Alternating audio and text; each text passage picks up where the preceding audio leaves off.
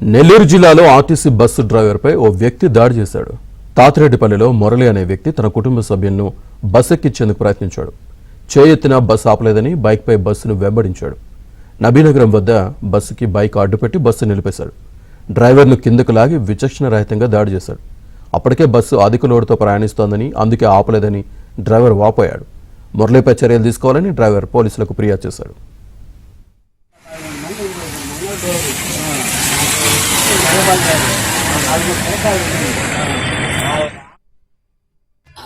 తాతిరెడ్డిపల్లి కాడ ఆపలేదని నా నబీనగరం కాడ వచ్చి నా బండికి బస్సుకి అడ్డం పెట్టి నన్ను డోర్ తీసి నన్ను లాగి నా మీద కలబడి పిడుగుద్దులు గుద్దాడు సార్. పోలీస్ స్టేషన్లో కంప్లైంట్ ఇచ్చాను. అదే